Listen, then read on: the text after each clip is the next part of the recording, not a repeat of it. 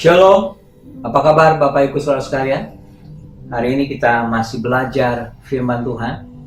Sebagai murid Tuhan, kita mau menjadi orang-orang yang belajar, yang tentunya bukan hanya belajar untuk sekedar mengetahui, tapi belajar untuk mengaplikasikannya dan menerapkan.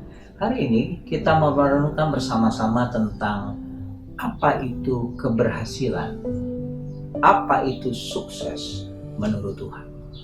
Dunia ini selalu melihat kesuksesan itu dari apa yang dikerjakan atau apa yang dicapai atau apa yang dimiliki. Salahkah itu? Dalam satu hal betul, karena orang bisa memiliki sesuatu karena sebuah perjuangan, atau orang mencapai sebuah puncak tertentu, karir tertentu, itu juga tidak terjadi seperti membolak-balikan tangan kita. Ya, dalam bagian tertentu itu bagian dari sebuah pencapaian, sebuah keberhasilan. Tapi hari ini kita mau coba melihat keberhasilan dari perspektif firman Tuhan. Nah, saya memberikan beberapa contoh saja. Kalau saya perhatikan, saya ingin coba kita bandingkan antara Petrus dan Yeremia. Sama-sama mereka adalah hamba Tuhan, pelayan Tuhan, sama-sama sebagai pengkhotbah, menyampaikan firman Tuhan kepada umatnya. Lalu saya Petrus, sekali berkhotbah, Alkitab mencatat ada 3.000 orang yang mengambil keputusan untuk bertobat karena khotbah Petrus. Coba saudara bandingkan dengan Yeremia. Dalam kurang lebih pelayanan Yeremia, 70 tahun Yeremia menangis karena kedegilan dari umat Tuhan, umat Israel. Dan sejarah mencatat bahwa betapa kerasnya bangsa Israel. Bahkan Yeremia tidak menemukan satu orang pun yang mengambil keputusan untuk bertobat. Nah, kalau saya bandingkan, ini bicara soal kesuksesan pelayanan contohnya. Dunia akan berkata bahwa Petrus lebih berhasil daripada Yeremia. Apakah betul? Tentunya tidak. Kalau kita cuma hanya melihat angka, melihat jumlah, Petrus lebih besar. Contoh yang lain kita bandingkan. Antara Salomo dengan jemaat Makedonia misalnya. Salomo adalah raja yang hebat, berhikmat, kaya raya, terkenal, kekayaannya begitu rupa, sampai di zamannya emas yang berharga itu dimilikinya, ya. Semuanya dimiliki oleh Salomo sebagai raja yang hebat, raja yang kaya, yang terkenal. Coba saudara bandingkan dengan jemaat Makedonia.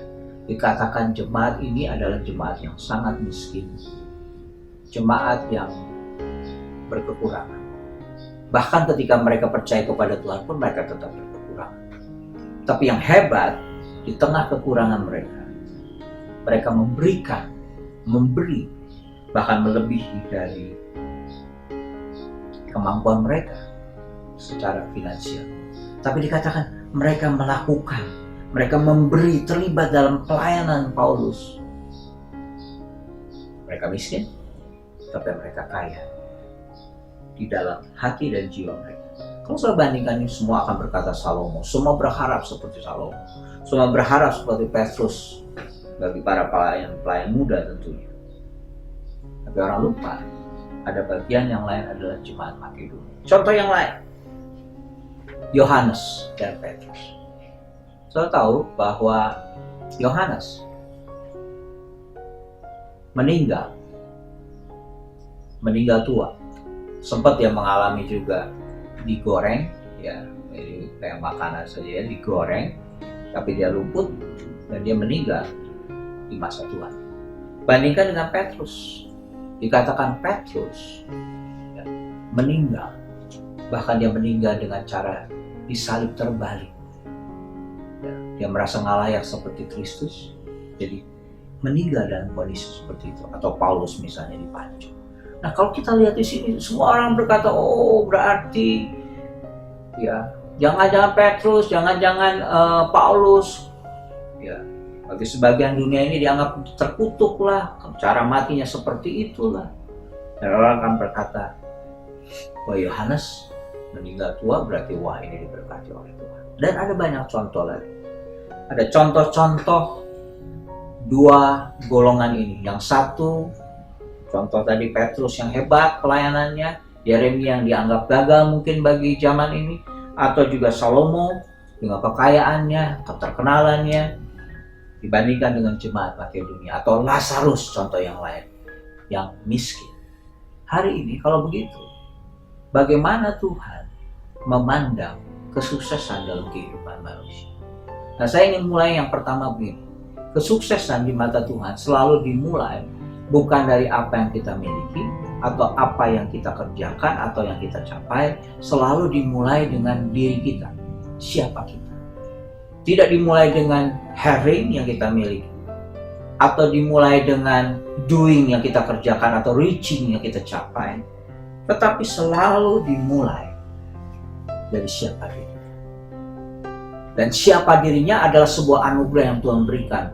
Beberapa identitas diberikan, anak Allah, ya, orang benar, ya, pemberi berkat. Tuhan sudah tetapkan. Nah, setiap kita harus mulai memahami sebuah keberhasilan dari sebuah anugerah yang Tuhan berikan. Tuhan mulai dengan diri kita. Ya, di bagian yang lain, diri kita selalu dihubungkan dengan firman Tuhan. Merenungkan firman Tuhan.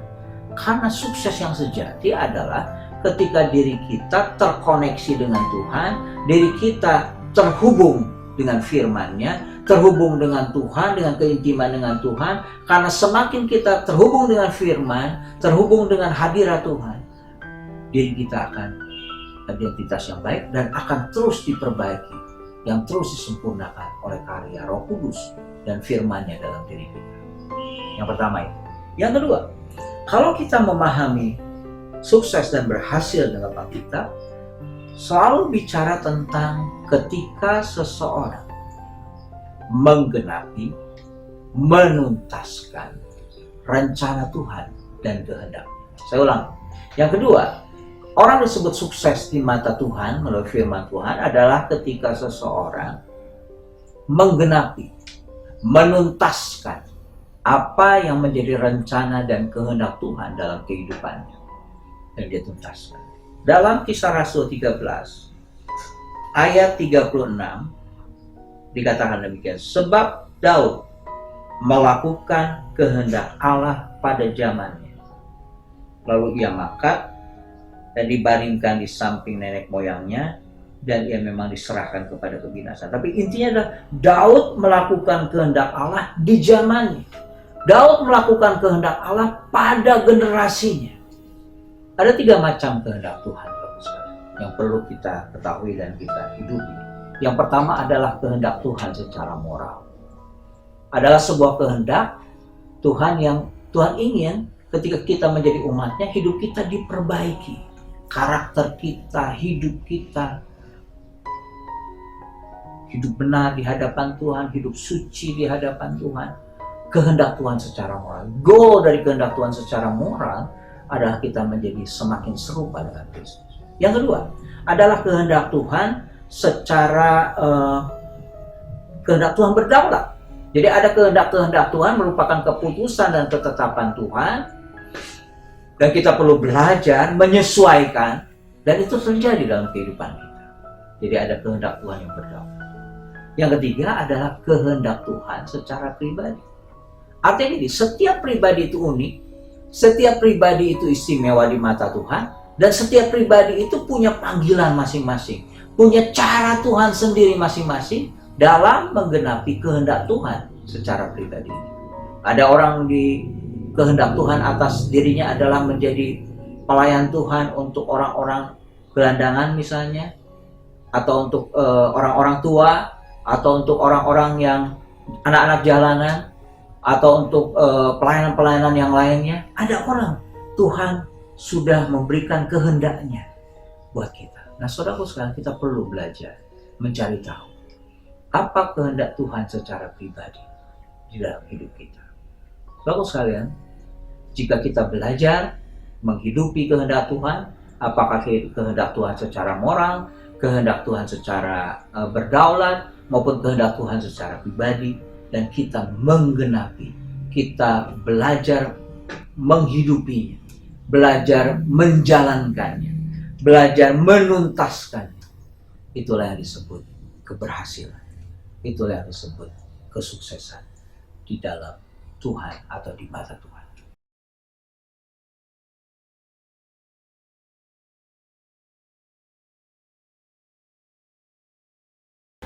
Sudah siap dengan roti dan anggur? Ya. Mari kita angkat tinggi di atas kepala kita untuk roti. Ya. Saya akan bacakan dalam 1 Korintus 11 ayat yang ke-23.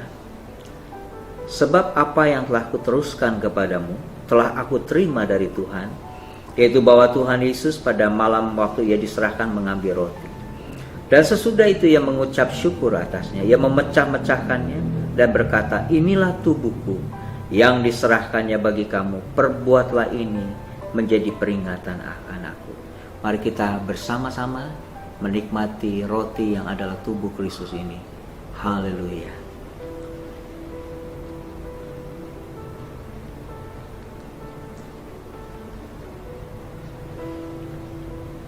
Mari kita angkat cawan di atas kepala kita. Demikian juga ia mengambil cawan sesudah makan lalu berkata, cawan ini adalah perjanjian baru yang dimeteraikan oleh darahku. Perbuatlah ini setiap kali kamu meminumnya menjadi peringatan akan aku. Sebab setiap kali kamu makan roti ini dan minum cawan ini, kamu memberitakan kematian Tuhan sampai ia datang. Mari kita sama-sama menikmati anggur yang adalah darah Yesus ini. Haleluya. Mari kita bersyukur kepada Tuhan karena kita boleh bersekutu bersama-sama dalam tubuh dan darah Tuhan Yesus.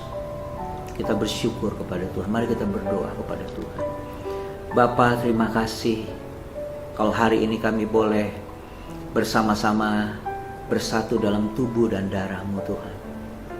Tubuh dan darah-Mu menjadi satu di dalam kami dan kami di dalam Engkau Tuhan. Terima kasih untuk pengorbanan. Terima kasih buat karya salib-Mu Tuhan. Kalau bukan karena salib-Mu, kalau bukan karena darah-Mu, kami binasa. Dosa kami tidak ada yang menanggungnya. Tapi kami bersyukur Tuhan buat tubuh dan darah-Mu. Kami bersyukur Tuhan. Terima kasih Tuhan untuk kasih-Mu. Terima kasih untuk keadilan-Mu. Terima kasih untuk hikmat-Mu. Dalam nama Tuhan Yesus kami sudah berdoa. Haleluya. Amin. Tuhan memberkati.